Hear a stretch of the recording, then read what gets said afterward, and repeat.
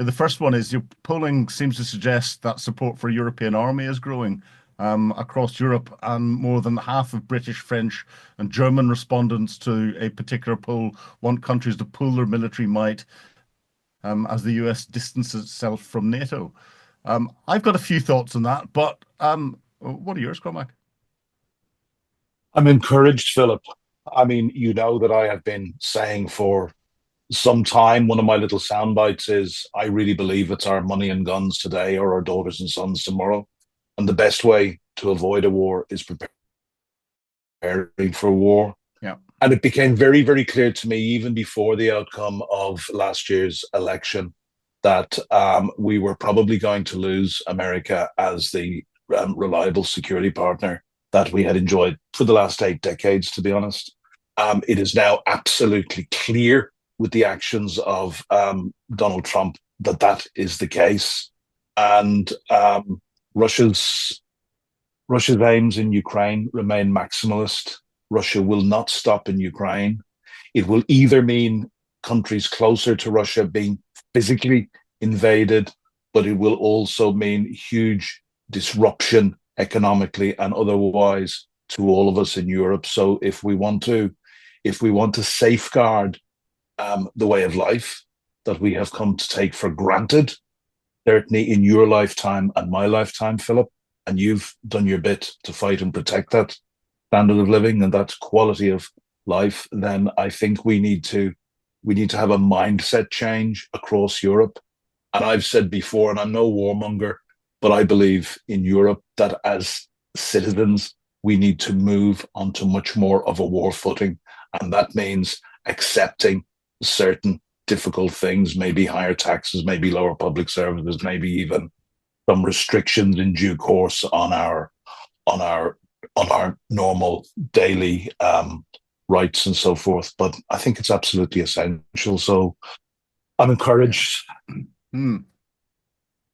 I was going to say I agree with you completely on the moving to war footing and European nations standing up.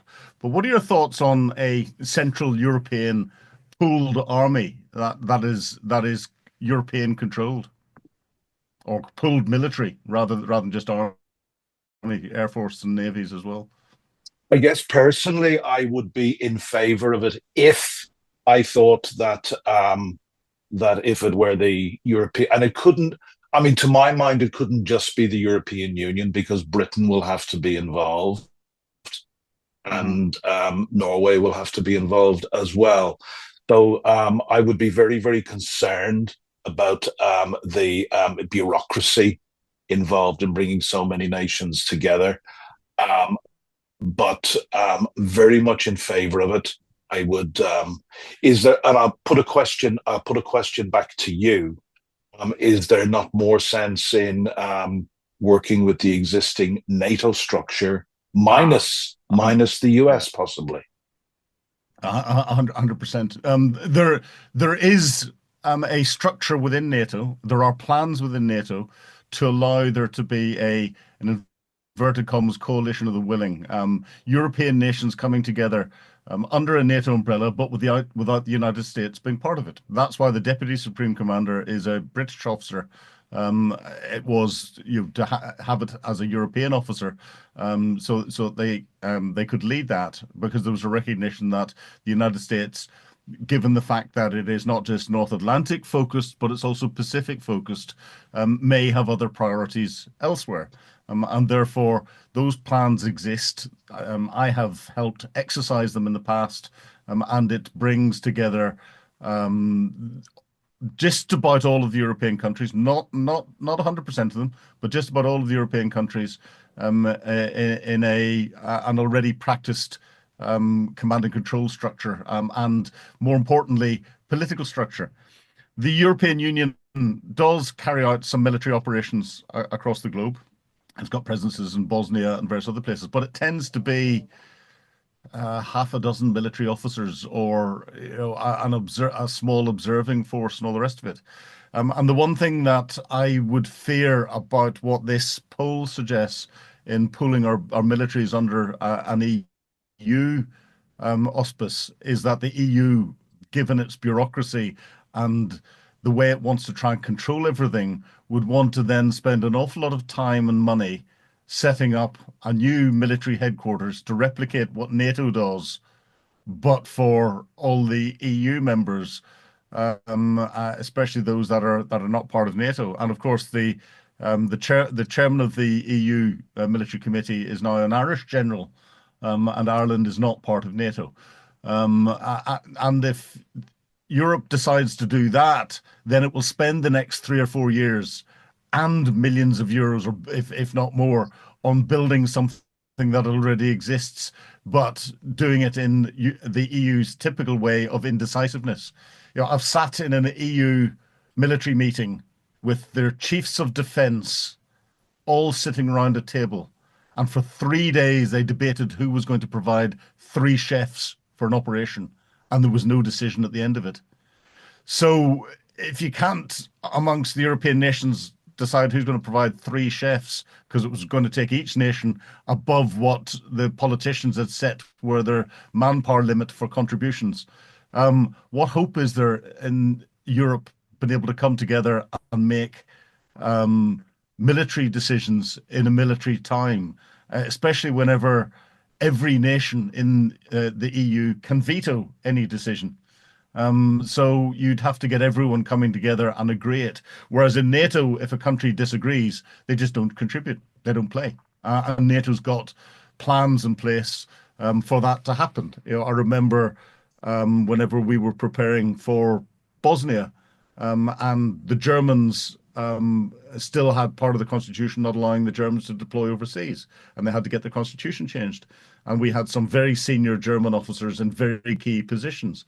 And it was a NATO headquarters. All that happened was other nations volunteered individuals to come in, and they just had shadows. Each of the German officers had a shadow, so that if the Germans didn't approve things from a political perspective, there was someone just to step in. That's practiced. The EU command and controlling anything? Nah, it's never going to happen. It's not an act of war. And I agree with you 100% in that it's fantastic that European nations are stepping up and starting to spend money and build their defense industrial bases and build their military capability.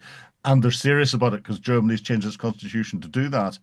But I'd be very, very, very skeptical about it coming under some form of EU control and not, as you say, under NATO minus, if we put it that way. Yeah, I mean, the one thing I would add to all that, and that's really helpful, and that's really helpful for me as well, Philip, hopefully for people listening into. But this brings into very, very sharp relief Britain's role in this. Because, of course, if it's EU based, that would exclude Britain, and any European defence response absolutely must have Britain at its core, along Yeah. with Germany, along with France, along with other allies, because of the military capability that we have, but also the leading role that we have played for over 3 years. So that, I mean, that to me would say common sense would mean, yes, we need European unity, but for the sake of not reinventing the wheel and wasting time and money that we simply do not have,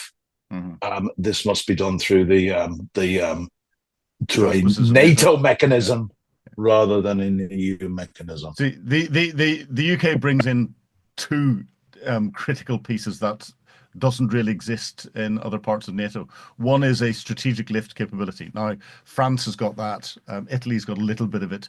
Nowhere else really has, both with aircraft and um, uh, maritime side of things, with the way we take ships up from trade, but have practiced that, the way we've got our carrier groups, the way we've got our independent nuclear deterrent capability.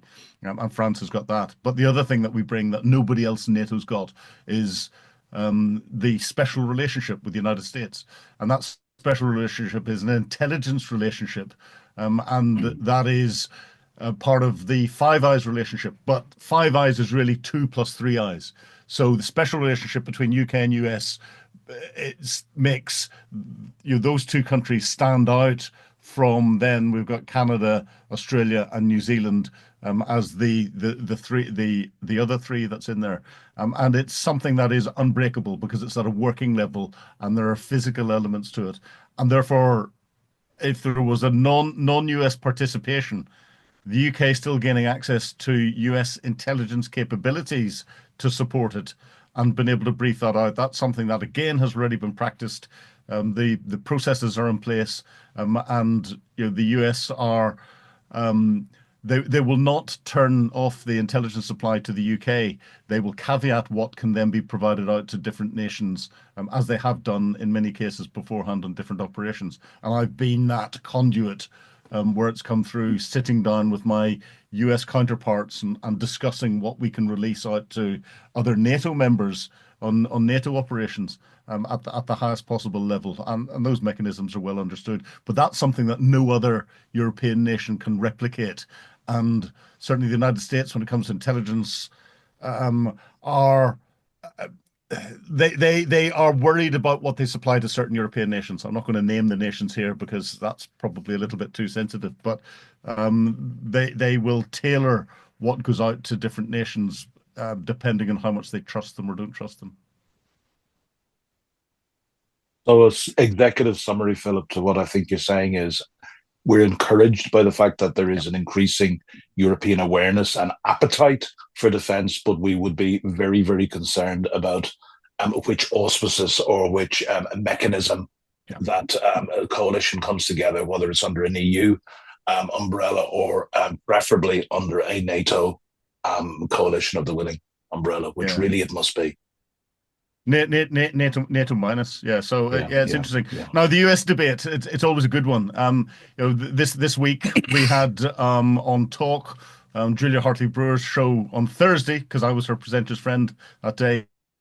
She was talking to someone that she gets on fairly frequently, who just happens to be sitting in the White House at the minute, and it's Seb Gorka. Just take a little look at this clip. With regards to Russia, we're in the midst of the most important negotiations of the modern age to stop what my boss, the National Security Advisor, Mike Waltz, calls the meat grinder of the Ukrainian war. And he's absolutely right to say that. So I think let's concentrate on stopping the deaths of thousands of young men every week with regards to well, that we could one do nation. that. We talked about this before. If your boss, your ultimate boss, Donald Trump, called his big mate Vladimir Putin and told him to stop killing Ukrainians, then the war would be over. Yeah, I'm not going to. Just saying, it's a simple way to stop the killing. Julia, okay. you got me irritated last time. I'm not going to take the bait. All right then. Well, sorry for my facts. Let's come back. One final point. What are the facts then? What are the facts? No, you said you didn't want to go there. No, we did it last time. His mate. What are the facts for that? We did it last time. Let's talk about. What are the facts? We haven't got much time. I know you've got other interviews to get to. No, but you can't get away with that. Okay, sorry. You say that's facts. The facts that if Donald Trump's got such a good relationship with Vladimir Putin, why doesn't he tell him to stop invading a foreign nation state, to stop bombing and killing the Ukrainian people, and then the Ukrainian people wouldn't be killing Russians, and the whole meat grinder would stop tomorrow. I was in the studio, so I've got my views on Seb Gorka, but what do you think, Cormac? Well, I've got my views on Seb Gorka as well. I think Julia was spot on, and it would have been maybe interesting to really get into the weeds of that detail, because the truth is, the only one that Trump has been putting real pressure on to date has been the Ukrainians and Vladimir Zelensky. He has not been putting pressure on Russia, and the facts remain that Russia has illegally invaded a sovereign country and murdered tens of thousands, and continues through this supposed partial ceasefire around the Black Sea and around energy infrastructure. Russia continues nightly targeting Ukrainian civilian targets. In one attack a couple of days ago, I think 16 were killed, including 9 children. So this is happening on a nightly basis. I was looking at photographs this morning of people hiding in the underground in Kyiv while Russian missiles were raining down on the city. So there is, I think Julia had a very, very strong point in that. The fact is, Trump is not bringing any pressure to bear. He did say last week that he was pissed off with Putin. That seems to be as far as he has gone. Okay. Well, He has. Go on. No, I was going to say he has huge pressure that he could bring to bear. I'm yet to see it. Maybe you have a different view. No, apparently there was another phone call between Trump and Putin supposed to be happening on Friday. Trump's officials were advising him against it, but he was going to go ahead of it. We haven't seen any readout from that. I was asked to comment on it before and discuss what they might be saying before it had happened, but there's been no readout whatsoever. You know, Trump thinks he's got a good relationship with Putin. Putin is playing Trump like like a fiddle, the grandmaster that he is, and Trump is getting impatient. How that's going to turn into Trump's actions against Putin, I don't know. Putin just wants to elongate things. He doesn't want a ceasefire, and as you said, he's attacking civilian infrastructure across Ukraine on a nightly basis, with some of the largest attacks that we have seen through the whole of the conflict. Ukraine continues to attack Russian military and economic infrastructure, and is having some success against Russian factories that are producing products that are being used in the war, as well as Russian oil infrastructure and military bases. And on the front line itself, Ukraine is advancing in certain areas around Pokrovsk, in particular. The Russians are advancing in other areas, but the distances that they're advancing are, you could take a tape measure out and measure them. They're not very big at all, at a cost of, as Seb Gorka was right, it is a meat grinder. Thousands of lives a day are being lost or changed forever because of what's going on. But again, Seb Gorka, I think, was trying to be deliberately controversial.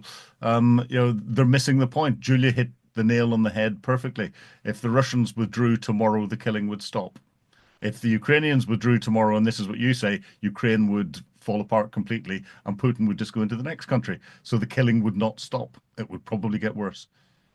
Oh, I will remind you again of what my good friend, a senior Ukrainian diplomat, told me in the very early days of the war. If Russia stops fighting, there will be no war. If Ukraine stops fighting, there will be no Ukraine. And there can be no doubt that Putin's objectives remain absolutely maximalist, and that is to take over all of Ukraine and to completely obliterate Ukrainian national identity. He does not believe Ukraine is a real country. He believes it is rightly part of Russia, and that is what he wants to do. The Ukrainians cannot let that happen, and for that reason, they won't stop fighting. Well, Putin, right back to even long before 2014, was talking of Ukraine as Little Russia, right. and the Ukrainians as Little Russians. Now, he was doing that in two ways. One, suggesting they don't have that national identity because they are Russians, but secondly, by referring to them as Little Russians, he was trying to suggest that they're second-class Russians in his approach. So yeah, that plays everything. So yeah, Seb Gorka, I don't think is at the core of the decision making on Ukraine. He does counterterrorism. I was going back to the time of the Soviet Union. A little story that I might tell. Go on. A good friend I made when I was out in Ukraine was a colonel in the Soviet army who fought in Afghanistan. Mm-hmm. And I was around in his house. He was the father of a diplomat who I was very, very friendly with. And I was around in his house with himself and his wife for dinner one night. The man was in his 70s. And I asked him if being in the army of the USSR, if there was any sense that being Ukrainian, you were a second-class citizen, despite how much the USSR relied on Ukraine. And he smiled, and through interpretation with his son, he said, "Yes, well," he said, he said it was a tradition when you came back from a particularly hard tour of duty that you got a very, very cushy number. He said, when I came back from Afghanistan, I was sent to Siberia for 3 years with his family. Yeah, no, the Russians and his wife and son smiled. The Russians have never trusted Ukrainians, but mind you, a lot of the brains behind Russian military capability, the missile technology, the nuclear technology, and all the rest of it were Ukrainian brains. So right. Yeah, that's why Russia's worried. Moving on to somewhere different, I'm heading Middle East direction. There's a journalist who appears prominently on the BBC's Arabic channel to report on Gaza has been accused of describing the Israelis as less than human and Jews as devils. Ahmed Alaga wrote that Jews are devils in one of several controversial social media posts made before and after the October 7th terror attack. Do you think the BBC has lost its impartiality? I've thought the BBC has lost its not so much low partiality. I think that the BBC goes too far on impartiality, playing this what I call the both sides game. Mm. And they have this necessity to always represent both sides of it. It's very, very simple. The journalist's job is to shine a light in dark corners and seek after the truth. If somebody says it's raining outside, the job of the journalist is not to get somebody in to be interviewed to say that it is raining and somebody else to make an argument that it's not raining. The job of the journalist is to stick their head out the window and see whether it's raining or not. And, I've seen many, many examples in recent years across the BBC where they seem to be obsessed with this, almost obsessed with impartiality, with balancing both sides. Both sides are not equal. And this to me... But it's an imbalanced impartiality because, if they give equal voice to both sides, but one side is really small and the other side is really big, then they are taking the minnow and giving them a much bigger voice than they should have if you're doing it from a purely balanced perspective. Well, I agree with you. And look, I always think of a journalist I have very little respect for, Jeremy Bowen. I like to call him both sides Bowen. And at the time the Kakhovka Dam was blown up by Russia, he came out on a BBC late night program and smiled and smirked as he said, of course, we will never really know who blew up the Kakhovka Dam. It might have been the Russians, as the Ukrainians and their friends say. It may well have been the Ukrainians, or it could just have fallen apart because it was old and damaged. And that was at a time when it was, absolutely clear to anybody that the Russians had blown up this dam and caused the huge environmental catastrophe. So there are many examples. That's just one that comes to my mind. I think it's impartiality that does no justice to the profession, to what should be the honourable profession of journalism. Yeah, I think what the BBC has forgotten or doesn't realise, I don't think it's actually learned it, and a lot of the other mainstream media channels, I'd accuse Sky of the same, is this desire to try and be impartial and to give, as you described, a balanced view, but it's an imbalanced view from both sides' perspective. They forget that they influence as much as they inform. So as soon as they start to do that, what they're doing by bigging up, in this case, what Hamas has done, this is totally unacceptable if they're calling Jews devils. And that's appeared on a BBC site, and doing that. It's giving Hamas a terror organization, and the BBC refuses to call them a terror organization, the terror organization a voice. And as soon as you give a small group of people a voice on the international stage, they then think that they're more important than they actually are. And they then will continue more attacks, more atrocities, kill more people, and that includes their own people, because they'll arrange it so that there are more civilian casualties, so that this balanced and impartial mainstream media channel can broadcast those casualties, and then that gives them an even bigger voice, and therefore they'll do it again and again and again. And I would put a large percentage of the civilian casualties that have happened inside Gaza not down to Israel. Israel might have dropped the weapons, but the reasons why they dropped the weapons was Hamas saw the opportunity of getting the voices out and corralled civilians into different places and put something military in there, knowing the Israelis would pick it up and would attack it, so that they could get pictures of civilians being killed. And therefore, it's the mainstream press have caused as many casualties as they're accusing the Israelis of. And I think that's just fundamentally wrong. So any editors that are out there that are listening into this, wake up and realize that you're influencing more than you're informing. and you need to watch out what you influence and make sure that influence is balanced and is moral, because a lot of what we're seeing out of, and this from the BBC, is totally immoral. And I've seen it in other mainstream media outlets as well. My rant, that's my rant. Can I finish with my little rant on a very, very personal perspective? I've been watching the BBC as a student of history, student of politics and international affairs through my school and university days, and up to now for 45 years. As an Irishman, I considered for many years that the BBC was the finest broadcasting corporation the world has ever known. Mm-hmm.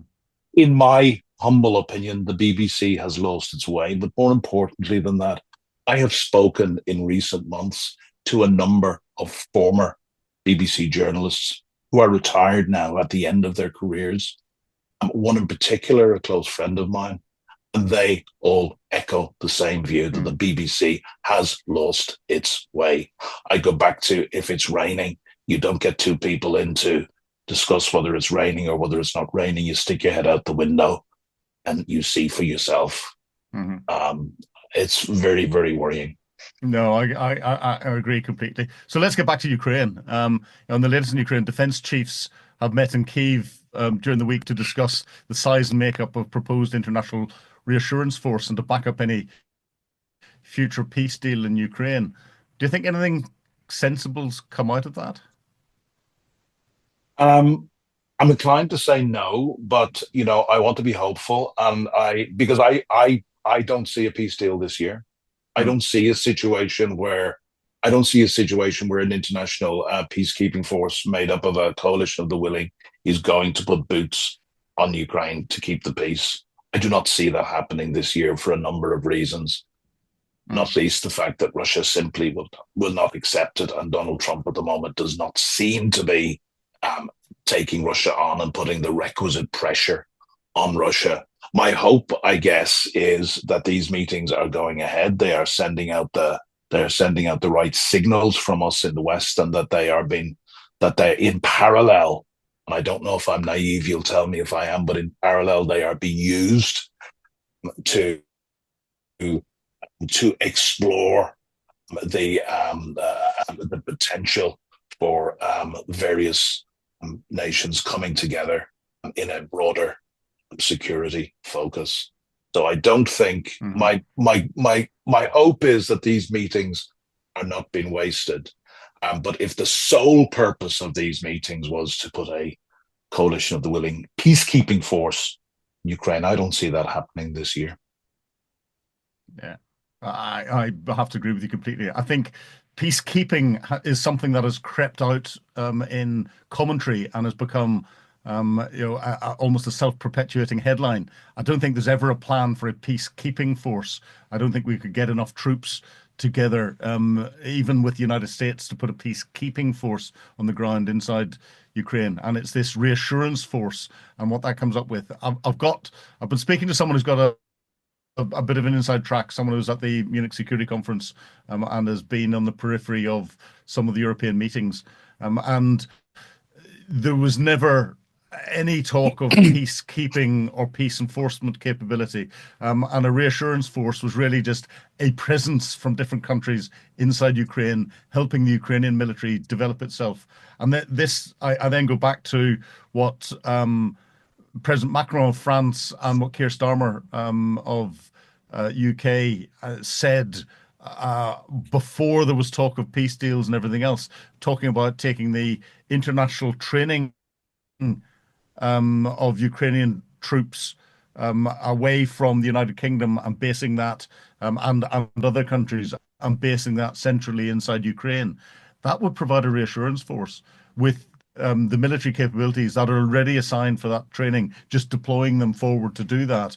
It brings with it the difficulties as to how do you ensure their force protection. Would they be a target for the Russians and everything else? That's what the debate that's going on. But I think that is what we're likely to see as any reassurance force. But of course, there's not even a draft of a peace deal on the table. The Russians, the Ukrainians are not on the same piece of paper. Donald Trump doesn't seem to be able to get the Russians onto the same piece of paper. So we're a long, long way off that happening. And I have to agree with you. I don't think we're going to see it in certainly the the majority of 2025. We might see something coming up as the depths of winter come in if the Russians get hurt badly. But I think whilst the Americans are withdrawing from their support in Europe and making all the noises that they're doing, Putin will feel emboldened and therefore won't want to come to any form of peace agreement. He'll say things to play Trump, but senior military commanders getting together, defense chiefs getting together and sitting down and talking, yeah, it's critical. Like it takes a long, long time to get these sorts of things put together. To put it into perspective, I moved into the Headquarters Allied Rapid Reaction Corps when it was formed from one British corps in Germany. Headquarters Allied Rapid Reaction Corps was a NATO headquarters formed after the fall of the Berlin Wall and the ending of the Cold War. And from day one of it forming up in Bielefeld, Germany, in its temporary headquarters, it started planning for Bosnia and NATO operations into Bosnia. It was over 2 years before it actually deployed. It was 18 months before there was a peace plan on the table with a Dayton peace agreement and a recognition that the United Nations couldn't implement it and NATO had to come in and do it. But there was still all of these sorts of high-level talks going on and meetings going on and planning going on because I was the planning coordinator for all of it. And it was fascinating to see. So I think these meetings are essential and there will be good stuff and good talks and the peripheries coming out of it. Good. So I think on good, that's a perfect way to end us putting the world to rights this week, because there's certainly enough going on around the world, and I don't think we're ever going to be short of things to talk about. But Cormac, as ever, it's been a pleasure chatting to you on a Sunday morning. Yeah, great stuff, Philip. And Ted, thank you very much indeed for pulling this together. And for those who are listening, I hope we've given you some insights. Feel free to, in the comments, shove questions in or make comments or put things in that you'd like us to talk about, because we're quite happy to do that. I'm Philip Ingram. Thank you for watching. Goodbye.